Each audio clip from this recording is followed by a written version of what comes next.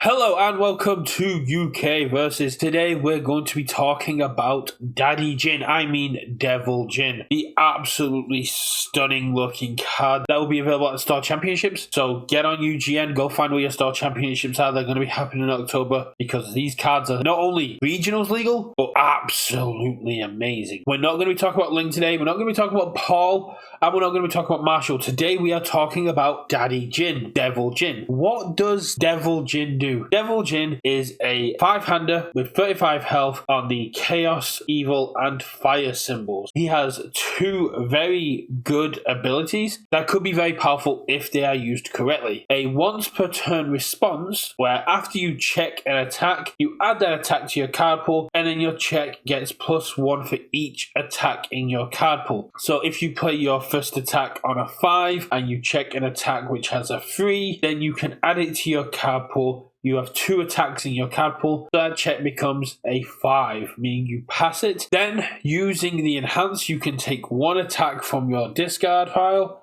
add it to the card pool. Your attack then gets +1 damage for each attack in your card pool, and you may change the zone of this attack to match the zone of the attack you put into the card pool. So this is really cool with cards like Phantom Threat, where you can drop it in, get the damage, respond for a speed, then you can change the zone of Phantom Threat, and then you get to use Phantom Threat's enhance that goes to momentum. So although you're adding 1 progressive with Jin, you are taking that 1 progressive away after this attack resolves because it's going to go to your momentum. That's a very cute way of using Devil Jin, but we're going to be going even deeper into Devil Jin because under these symbols, Jin has access to some very powerful abilities, and once someone cracks the code, Devil Jin is going to be very powerful. I am not saying I'm going to crack this code, but what I am going to do today is give you tools that myself and other people have been talking about since yesterday that we believe are going to be used to help break Devil Jin. These tools range from offensive and defensive abilities, and take into account that he's a 5-hander. On these symbols, he does have a lot of draw power. We won't be touching too much on that, but it will come up a couple of times because this is the truest 5-hander we've seen in a while. Given that Devil Jin shares symbols with Dabi 3, I thought it'd be best to start there. Let's take a look at 2 of the attacks from Dabi 3's kit, which can be utilized very well in Devil Jin. Starting off with Blue Flame Torment. Blue Flame Torment is a 5-diff, 3 control with a 2 mid block. That is a 5 low for 5 with 2 abilities, 1 enhance and 1 response. The enhance forces your opponent to make a check against a 6, and if they fail it, your next check gets +1, and this attack gets +1 damage. You can use that twice. This allows you to either commit your opponent's resources down to get these attacks through, or if they choose to fail the checks, then you get to increase your next check. The second ability, however, is what I feel Jin can utilize a little bit more, because thanks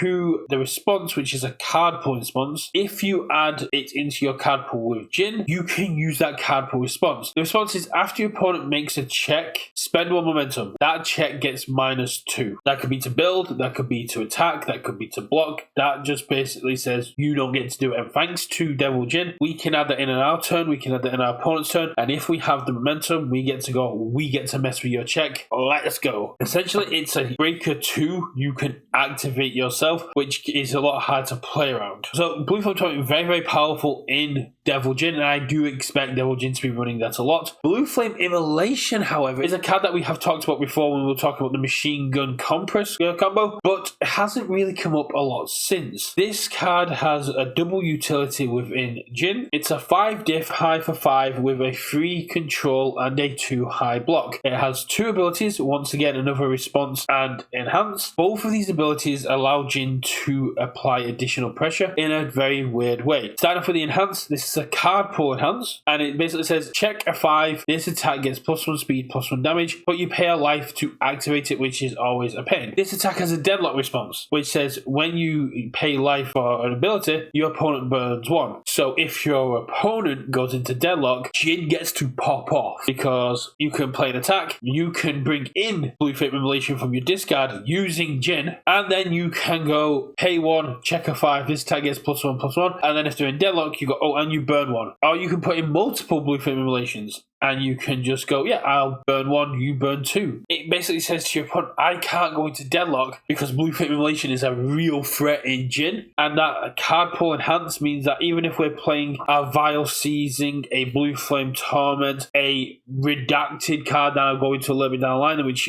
allows Jin to go completely nuts, and requires a +1 speed, +1 damage to activate one of its effects. Theorize now as to what you think that card's going to be if you're watching, and basically lets you go, cool, I can now use this card pull enhance on my card. It can give a cheeky little extra bit of damage and allows you to push your attacks to go a little bit faster and hit a little bit harder.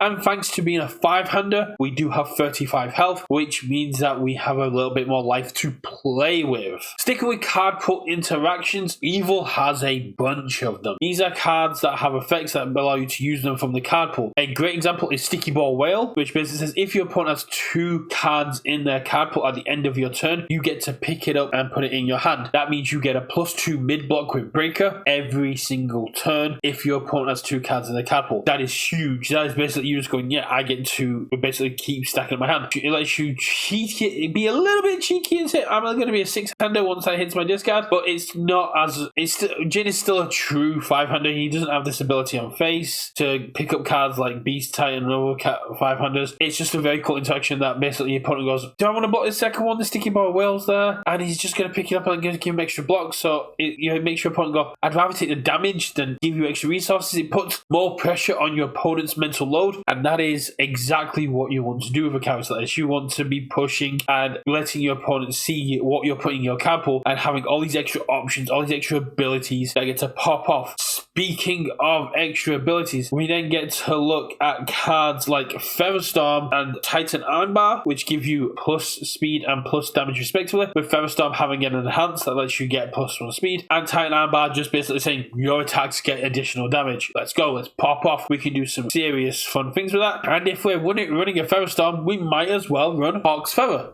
Yes, it's not that impactful on attack, but it can give us additional speed. And once it's in the card pool, it counts towards Jin's enhance, it counts towards Jin's response, and we don't need to make the check to play the hand ability on Hawk's Feather. And because we're running Featherstorm already, that means that Hawk's Feathers won't count towards progressive, allowing us to go deeper.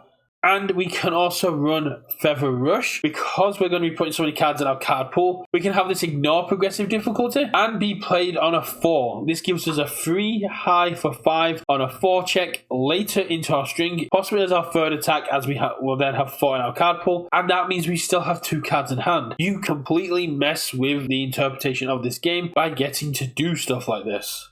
Speaking of cards that integrate with how many cards are in your card pool, there are some very cool foundations that can utilize the Devil Jin's abilities in a way that usually requires us to string out. Looking at Stealing the Attack Type, Incapacitating Strike, Mikasa Arrives at Castle Utgard. These can all use Jin's response, or if we already have 2 other cards in our card pool, we can use their blitzes to get draw power, to get momentum. These are very cool. And then we have foundations such as Capture the Target, Terrific Duo, Big 3, to utilize the attacks in our card pool to make our attacks go harder, to draw more cards, to utilize Jin's abilities to progress our game state. The biggest of which, I believe, is Try Gravity Beam. Being able to drop that as your first attack and use Jin's response to pop off a Try Gravity Beam as my first attack and rip a card from your hand, or play it as my second attack and still then get to rip a card out of my opponent's hand is very, very powerful. The biggest thing about Try Gravity Beam has been trying to consistently get it to pop off, and now thanks to Devil Jin, you can guarantee that that is going to pop off. If you have 2 attacks in hand, you can guarantee it's going to pop off. It's the only attack in your hand and you have 2 attacks in your discard. This is huge. This is such a good get for Try Gravity Beam, and it's going to help these abilities become stronger and basically force your opponent to not really know how the turn's going to go down. This ability isn't only restricted to cards that need other cards in the card pool to pop off. You can use Jin's abilities to make your defenses stronger, to draw more cards. What the Dog sort of goes in between the two, because What the Dog lets you draw cards equal to the number of copies of What the Dog in your card pool. So if you can use Jin to add another copy of What the Dog to your card pool, you're drawing an additional card. That is so cool. Yes, you don't get to change the zone and you don't get to utilize it, but you get additional damage, you get more card draw.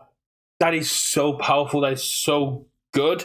And it means on a later string you can draw a little bit more. Then bolstering your defenses. Every card that you stuff into the card pool to change its zone to make it blockable gives graceful maneuvers, an additional -1 speed on that commit, making graceful maneuvers one of the most powerful speed reduction cards in this deck. And I'm all for that. I love graceful maneuvers, and I'm so glad that it has got support like this in a deck that's just going to run it beautifully. Then Struggling with Studies has such a good interaction with this, because on your opponent's third attack, you can add any attack you want into your card pool. You can change the zone to match whatever you want, and you can pick up any card in your card pool with Struggling, which means that you can essentially, with Struggle with Studies, tutor for the attack you want to play next turn. If your opponent's on their third attack, you can like, this isn't going to kill me, this is fine. I'm going to flip Struggle with, I'm going to use Jin, add a Walk the Dog to my card pool, flip Struggling, pick up that Walk the Dog, and then your opponent goes, oh no, they're going to Walk the Dog next turn. What am I going to do about a Walk the Dog next turn? You don't get to do anything about it, because I'm just going to keep going. Devil Jin is so powerful. This is going to be so cool, and these tools are very good. But the key, the redacted card from early on, the card that myself and Aaron, who I was talking about this at locals, kind of fell in love with Devil Jin when we talked about it, is Rando's Spirit Gun. Rando's Spirit Gun is a 5 cost 2 check 1 mid block. That's a 5 mid 5 that has some very powerful keyword abilities, but the main things are the enhances, one of which is if this attack